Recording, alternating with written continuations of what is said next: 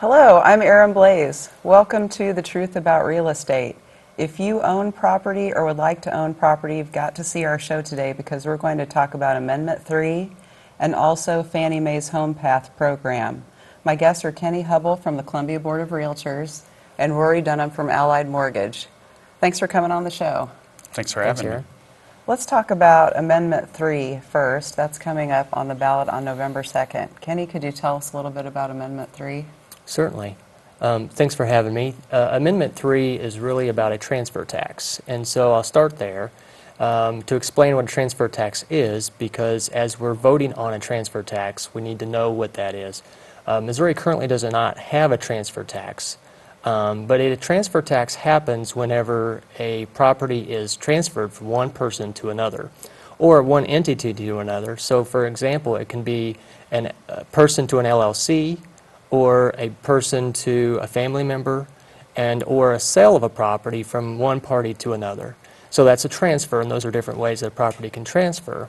And a transfer tax is put on by a city, state, or a county, a municipality of some sort, that would gain tax revenue from the transfer of that real estate or that property. It can be homes or commercial buildings or farmland or whatever the case may be. So a transfer tax, in the sense when that transfers from one person to the other, there's a tax placed on it, and for the benefit of whatever you're dealing with, the state, the county, what have you.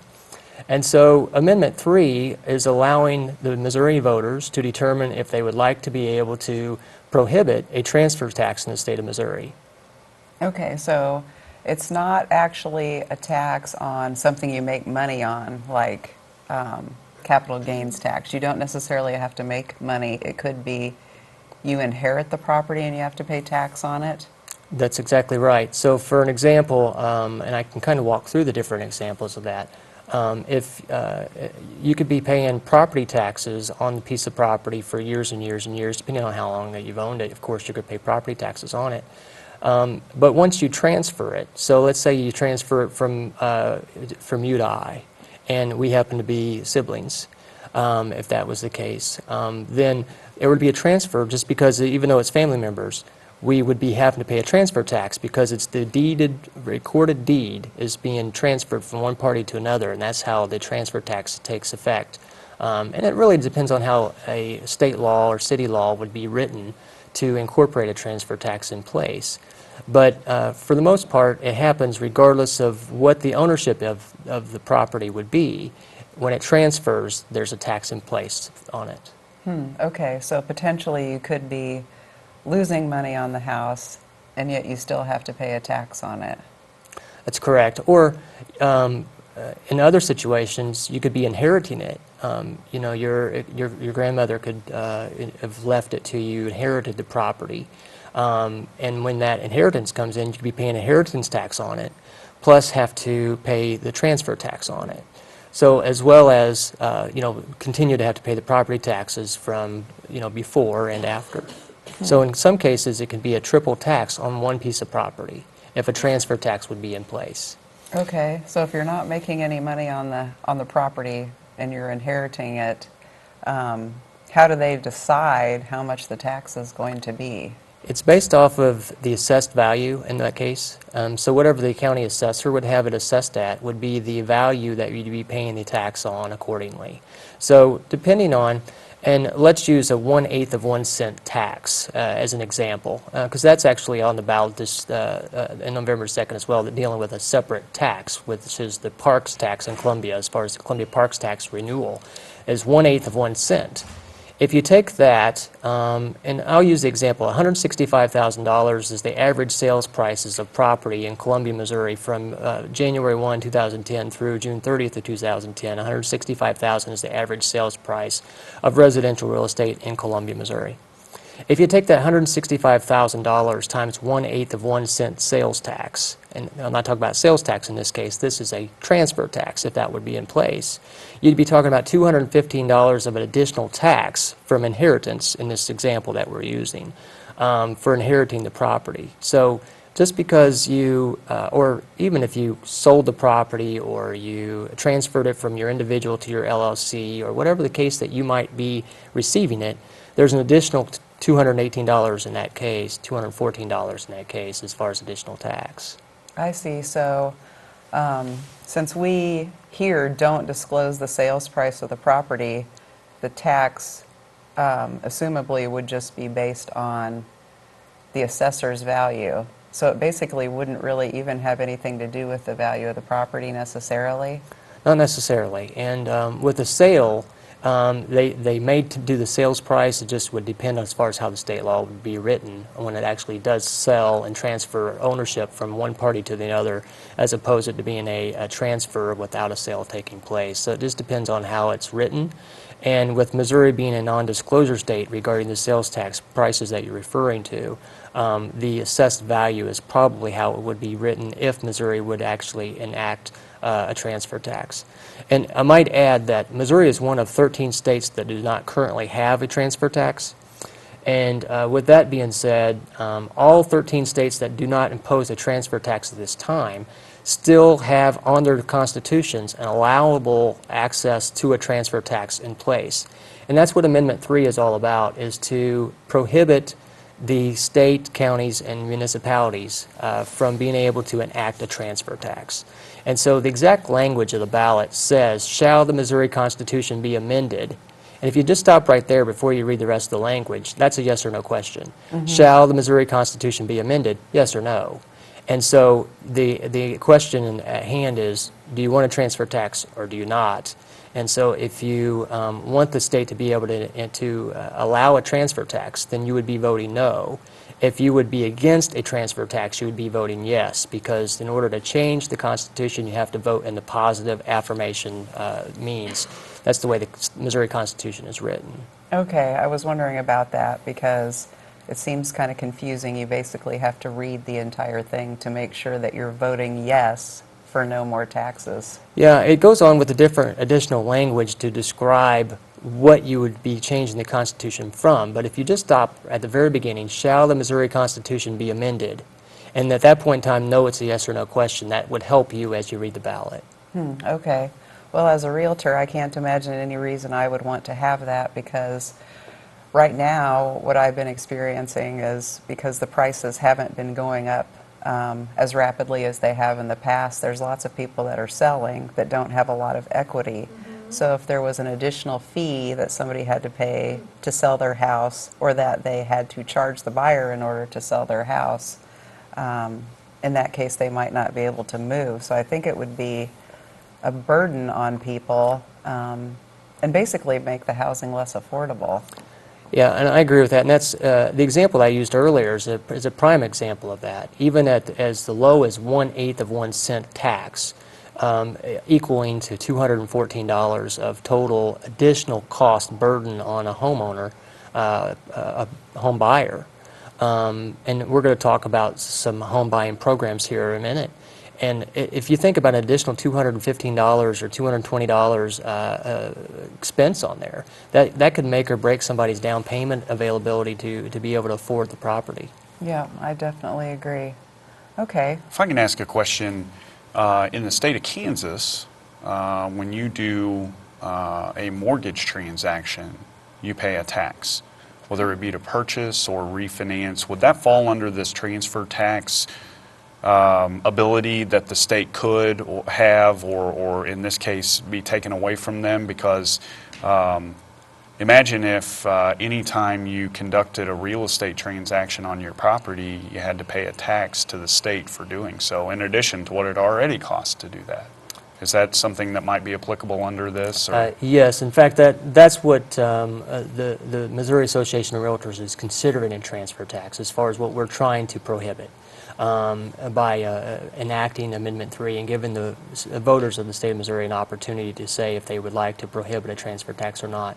The majority of the 37 states that have a transfer tax do it in the form of loans or mortgages, or the recordings of the mortgages or the deed of trust or the warranty deed, as far as that process, because that's how they're able to determine the amount of tax that they're going to base it off of. So it could be the loan amount, it could be the amount financed, it could be the actual sales price, depending on how the language is written. You mentioned the state of Kansas, for example. That's the way they do it. And Missouri used to have a mortgage stamps on the mortgages back in the 60s, and those have went away because we currently do not have a transfer tax in the state of Missouri in any state on the state level or any city or county level as well. So as you read the ballot language, it's going to talk about a physical impact to the economy as far as the physical impact associated with that, because any amendment always has to say what kind of financial impact would this have on the economy or the general revenues in that case.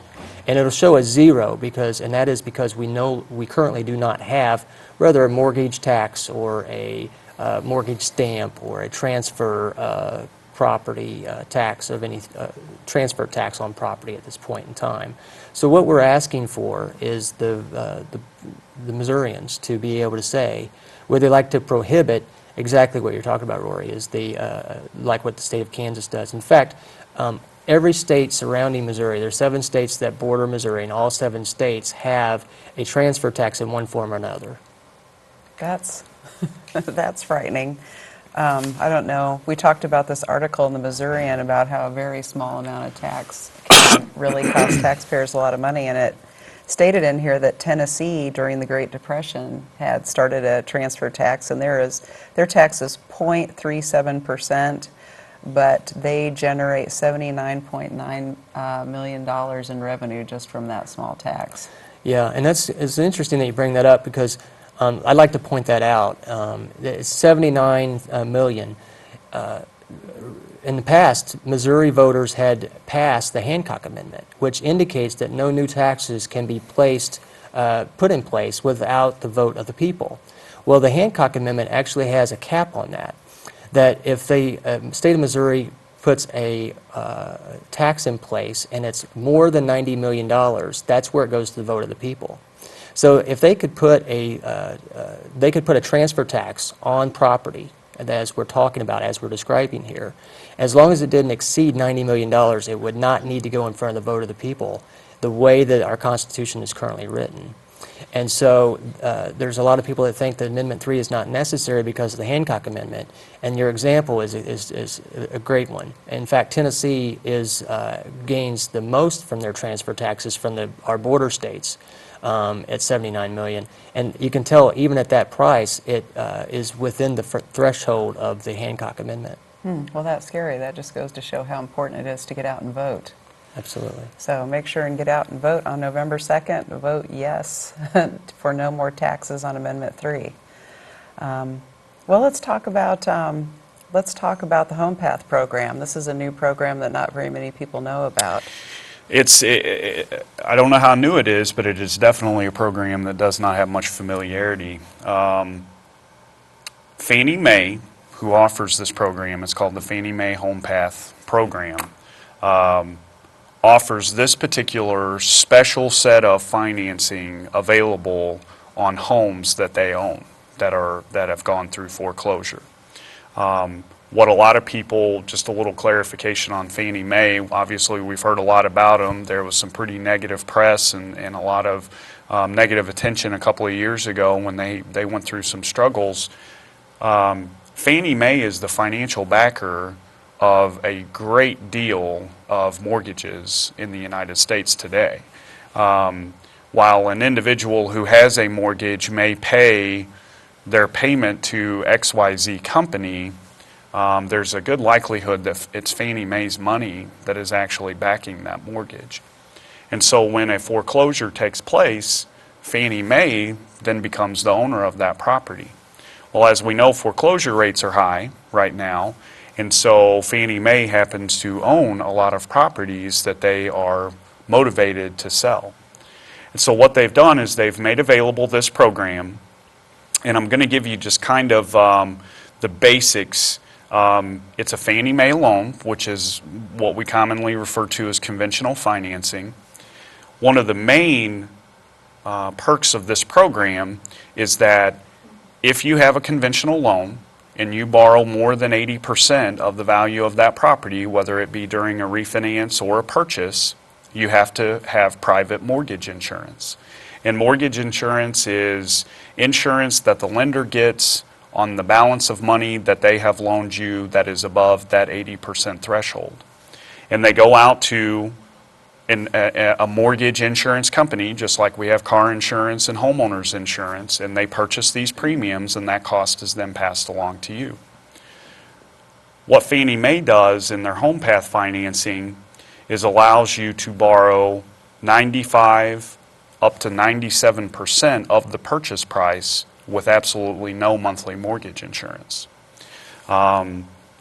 which is a huge asset in and of itself, because the average mortgage insurance premium on a $165,000 house, the example that you gave is the average sales price, depending on your circumstances, because insurance is influenced by credit and other things, just like your homeowner's insurance or car insurance is influenced by your driving record. That could be an additional $100+ a month that you're paying in your monthly payment just to have the benefit of having that loan. So Fannie Mae makes this loan available 95 up to 97% of the purchase price without monthly mortgage insurance. Typically speaking, conventional Fannie Mae loans have a minimum credit score requirement of 680. This program is available down to a 660, so there is some flexibility there. Another nice feature about the non-existence of mortgage insurance is that during the tough times in the housing industry, the mortgage insurance companies really took a beating with all of the foreclosures, and as a result, they have implemented even stricter requirements that even some of your highest caliber of borrowers are unable to meet the criteria, whether it be debt-to-income ratio, reserve requirements, extra money in the bank, things of that nature. And because we eliminate mortgage insurance from these loans, we also eliminate some of those tighter lending requirements. Another nice thing about the Fannie Mae Homepath program is that this is available not only for your primary owner-occupied residence, but it's also available for second homes, and it's also available for investment properties. Where investment properties are concerned, there is a higher allowable loan-to-value upfront loan than you can achieve in your standard investment.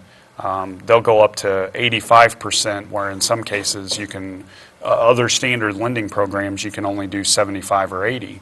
And you can go up to that 85% without the inclusion of mortgage insurance, which is wonderful.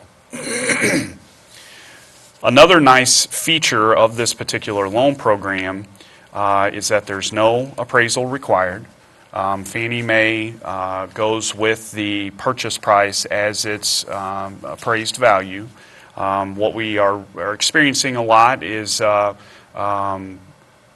tighter appraisals coming back. That is another level of intense increased scrutiny that these loans are undergoing is the appraisal process. And so unfortunately we're seeing more and more appraisals come back that have issues that impact the ability to lend than we did even a couple of years ago.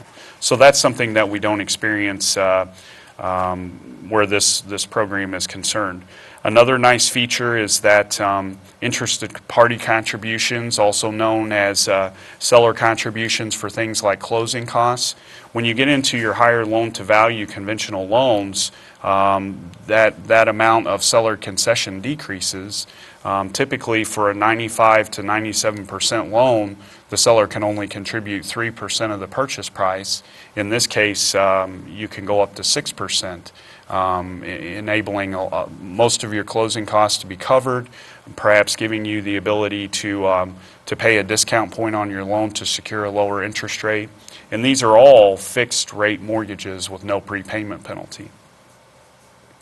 Another thing that Homepath will do for primary residences only is they offer a renovation loan as well. One thing that we know a little bit about, and maybe we'll talk about more in the future, is the 203K FHA rehab loan. This is something kind of new and exclusive to the conventional lending market, because this is the only one of the only rehab loans available. And what I mean by that is you can go in and purchase a home, agree on a sales price of $100,000, and with this particular loan program, at the time of purchase, you can finance in additional monies to make improvements to the property, which is outstanding. In this particular case, the renovation program, again, is for primary residences. You can borrow 95% of the appraised value, the purchase price rather, and you can finance up to 20% or $30,000, whichever is left, in renovations. And when we think about renovations, these are not limited to like functional obsolescence, things that are of Cosmetic or a substandard level. You know, we're not talking about necessarily going in and doing foundation repair. We're talking about if you don't like the kitchen or you don't like the floors, then you can incorporate the ability to modify those things into your actual loan, which is kind of unheard of because generally speaking, when we deal with purchase transactions, all you can borrow is what the purchase price is. We can't even finance in your closing costs.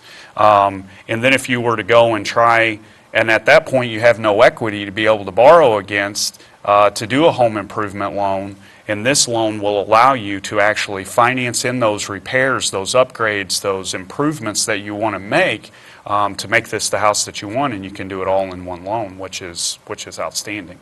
And again, 660 is the minimum credit score, so it's taking and offering a broader demographic of borrowers the ability to do some of these things that in times gone by or even in today's lending standards are held to your more exclusive borrower, I guess you could say. Okay, so the Homepath mortgage basically offers you potentially of an average of at least $100 a month savings for the lack of mortgage insurance. You can put as little as 3% down. There's no appraisal cost, so that saves you another $300 to $400. And you didn't mention it, so I'll just bring it up real quick. Right now they have a closing cost incentive of 3.5%. It expires on December 31st. So if you want that, you really need to put a house under contract right away. And so what that means is regardless of the negotiated price, they're automatically going to kick in 3.5% for your closing costs? Right, as long as it closes by December 31st. We better get started. Going to be We better get busy. Yeah, basically, if you want a list of the Homepath properties, you can email me at thetruthaboutrealestate@gmail.com, and that address will be on at the very end, no obligation. And the 660 credit score is interesting because basically that's an average credit score. Very much so. And a lot of the lenders with the programs they're offering, you can't actually get a conventional loan right now unless you're above the 700 mark. That's right? Generally speaking, 680 is kind of the minimum threshold with some of ours. But even at that 680, one thing that you're going to experience is some interest rates that are not very pretty. And some other lending restrictions, whether it be upfront loan to value restrictions or again, one of the big things that's going to be impacted by that credit score is that mortgage insurance. Mm-hmm. That is one, two main things are influenced by a credit score, and that is your qualifying interest rate and then mortgage insurance. And so, the Homepath financing is a pricing model all of its own. And then again, we don't have that mortgage insurance. So, there's some instances where an average credit score borrower may have the resources that they need, but the loan program is so unfavorable that it eliminates them from the buying market simply because of an undesirable loan. So. Mm-hmm. And what could be used for the down payment? Does it have to be your own money, or is there any family gift money that could be used? Absolutely. When we talk about the 5% down program, that needs to be 5% of your own funds, okay. Source and seasoned. Whether we We take money out of a 401k or whatever the case may be. Now, when we get into the 97% loan program, the difference, just generally speaking, between the 97% and the 95% is going to be a little bit of an interest rate increase. Obviously, the closer you get to 100% financing, the higher your interest rate's going to be. But when we get into the 97% loan program, that does definitely open the possibilities of where that down payment money can come from.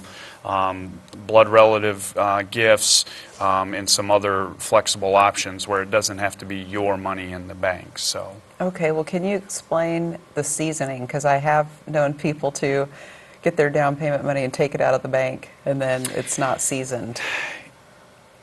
down payment money has to be in a verifiable account. And it's funny that you mentioned that, because I have dealt with more borrowers than you would think that have the actual amount that they need, but it's at home. And it has been at home for quite some time.